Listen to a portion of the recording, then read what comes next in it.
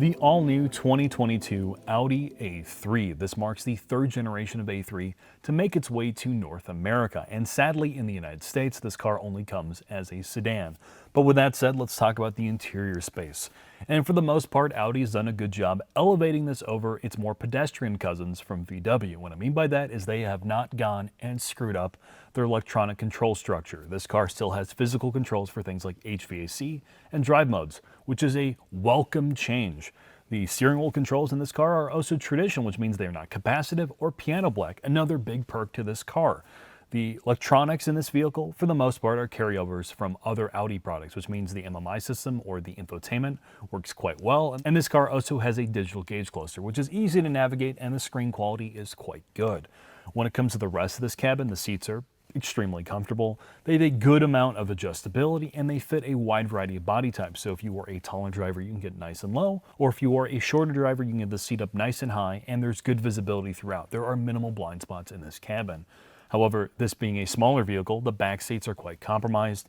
You will struggle to fit a taller person behind a larger driver, and the trunk space is in line with other cars of this size, things like the Mazda3, 2 Series, and A-Class. The last thing I'm going to bring up, though, is the interior material qualities. While there is some good use of bright work throughout the cabin, the general feel, at least in my opinion, is this cabin does not fit its over $40,000 price tag. There's a ton of cheap, hard-feeling plastics, which is a bit of a downer, particularly when you're paying over 40 grand. But with that said, let's take this thing into the shop and put it on the lift. Mark, we're underneath the A3, and as I mentioned in the interior segment, sadly in the United States, we do not get a hatchback. This only comes as a sedan, and this is the third generation of A3 to make it to our shores. This is on the most recent variant of MQB, and we talked a lot about that in our Golf GTI video and our Golf R video. Sadly for this video, though, we did not get engineering support from Germany, though we did get a nice presentation from the product planner. And because it's so similar to the other MQB products, the updated ones, we already know a lot about what makes this car special. So Mark, I know you are on the hunt for some fresh meat. So if you look at an A3, Mark, there's a 55% chance that A3 owner is a woman. And on top of that, they are on average 49 years old, and only 45% of those women are married. So let's just put this in perspective. You're a male, you're an RS3 owner, and that's all that buys those cars is RS3. So, if you want a salami fest, you go to that car. But if you are looking for that more mature woman, you meet up with that A3 owner, and we're just basically giving you mating advice here at this point. Yeah, that's what Savage Geese is about. So let's get back to the car, Mark. So much like the regular Golf or Golf R or GTI, they moved to an aluminum subframe in the front. In the past, it was steel, which means there's less unsprung mass, which is a good thing. They've also increased things like NVH materials throughout this vehicle and made it more aerodynamic. The big story is drivetrain over a regular Golf or GTI. So you get the 2-liter, it's the low output 2-liter. It is a 48-volt system, which will allow this to coast and freewheel the engine. You have a dual clutch, which you would expect means sporty, but in this application, it is not. And we'll find out in the drive, of course. And you have basically a Borg-Warner style or Haldex style all-wheel drive system, which means it's predominantly front-wheel drive and then will send power to the rear. If you move up to the S3, you get a more powerful engine lifted out of the Golf R, but that S3 does not get a torque vector and rear diff like the Golf R. And to get a torque vector and rear diff, you have to move up to the RS3, which is the male's car. Yes. For all the men. 95% of the buyers of that car are male, 5% are female, and the average age is 43. How many of them are alpha males like me? Well, they all, on average, make $200,000, Mark. Okay. Yeah, all right. So with that, Mark, it's time for us it's time for us to go out on the road and get canceled. All right.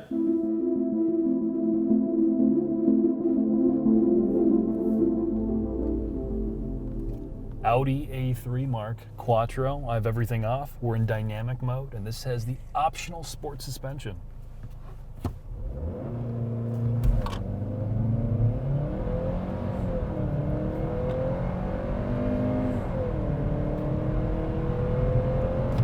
I'm shocked it has launch control. I am too.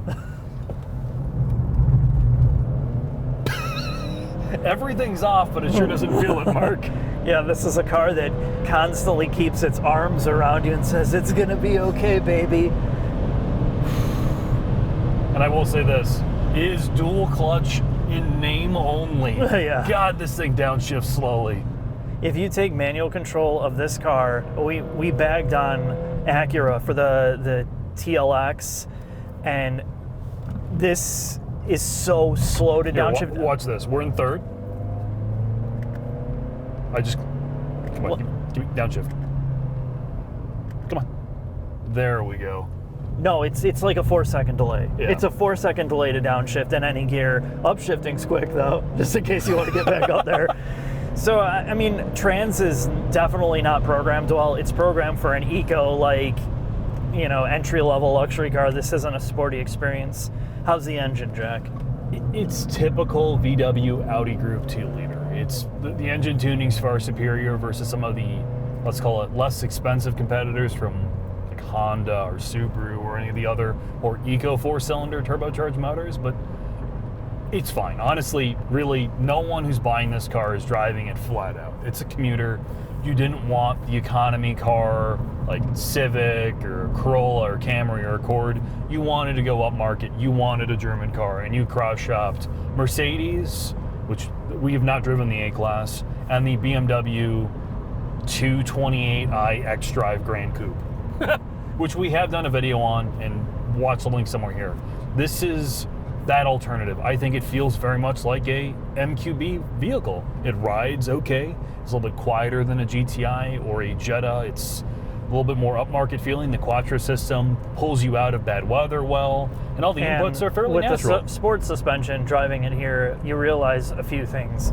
That you can be an absolute ham-fisted, like, blockhead, ramrod this in a corner way too fast, and all the electronic systems do a great job of not only, one, cutting all the power so you don't understeer through the corner, and then sending power to the back to pull you out. It's just a very safe feeling driving experience while not being overly stiff. It's just stiff enough to not make it feel like it's rolling all over the place. Yeah, and the Haldex system, I think, if you are in bad weather, will do a good job putting power down. And it will mask any of your mistakes, which is what we've just been talking about. It's a forgiving car. It's not the quietest machine. That's one thing that's kind of disappointed me. Yes, it's kind of windy out today, but it's not the quietest. It doesn't have this great feeling of luxury to me. It feels like an old school mid-sized car in terms of appointments on the inside. Yes, the tech is decent, but I mean, overall, at this price, which is what? $42,000.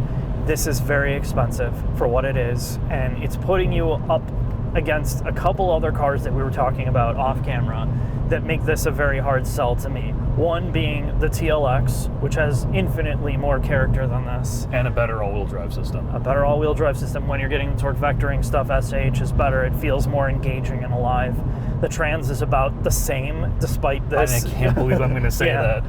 The trans is a non-factor, and I feel like the engine in the TLX is just more lively as well. So you have that, and what's the other competitor? Something like an ES or an IS? You have the ES. The IS is kind of a dinosaur, and it's a rear-wheel drive. The ES, to be fair, you get an all-wheel drive variant, but that motor is weak. Yeah, no, the motor and transmission are a downer. But the ES is like, okay, if you're getting a sedan for this, since this is not sporty, this is not sporty at all. If you want a sporty one, get the S3. Yes. This car should be far more luxurious than it is, and I feel like that's where the ES makes a lot more sense. It feels more like a boat. It's more comfortable. It's more quiet. It's bigger. It's more usable. It does everything better except handle. Say you want a prestige brand. Say you're John German, and you want the BMW 2 Series, which we drove, versus this. What would you buy? I would take the 2 Series. And I know it's front-wheel drive, and people are going to murder me for that, but I feel like it's just a better overall experience. It's a more rounded experience in terms of drivability, engine performance, transmission performance. That's a huge one. The interior's classic BMW. It feels more sorted out, and that's where I'll leave it. Yeah, I agree with you, man. I mean, this one's tough. I was a little bit more excited getting into this. I felt like it would be a more special experience, but I think a part of my problem with this car is, unlike in Europe where you can get this as a hatchback, the only body style you can get the A3 in the US is a sedan, and it kills a lot of the usability or specialness or really excuses I could give this car. It's what they need to do is they need to take the GTI and the Golf R and transplant this interior in that car, and then you would have the perfect setup. I agree. This doesn't have the problems the new Golf R or GTI has when it comes to drivability and living with the interior space. This is a totally non-frustrating cabin. It's missing that specialness, and it comes across as very vanilla. They're selling this as a premium product. This feels like a VW through and through, minus some of the tech. But what Audi does much better is the interior ergonomics and the way you use everything. This should be in VW interiors, and this should be much elevated based on the price point, in my opinion. I mean, there's nothing wrong with it, but I just feel like all the competition has gotten so much better now, even including, like, we keep talking about the new Honda Civic, the Mazda 3. Those interiors, in many cases, are better than this. Mazda 3 is less money than this. Not by much, but a fully loaded Mazda 3 all-wheel drive turbo was $36,000. If you don't want a sporty car, you don't really care about the drivetrain, that does the interior and luxury part of this every bit as well. Yeah. So with that, Mark, I think it's time for us to head into the final thoughts. Do it.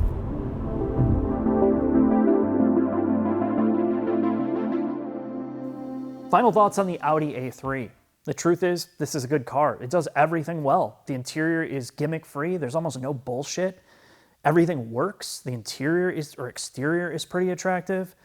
But here's the thing about it. That's not good enough anymore. Some of the non-premium competitors have moved up market. Cars like the Mazda 3 feel more fancy, have more of a wow factor. Hyundai and Kia products are giving you more for your money. Cars like the TLX have a more substantial feeling driving experience, more emotion to it. And while the Audi is clean and pretty much gimmick-free, that's not enough to compel you to spend $35,000 to like $45,000 on this. There's not enough there to pull you away. And I think this is going to be a problem for them going forward as everybody's gotten more competitive, adding more features, and not just features, quality, usability, making you feel like that money is worth it. The A3 has fallen behind in that regard, and I hope that they take what works and just spice it up enough, spend a little bit more attention to design and interior detail. That specialness is just not there enough to pull you away from some of even the brands that are not as established as Audi.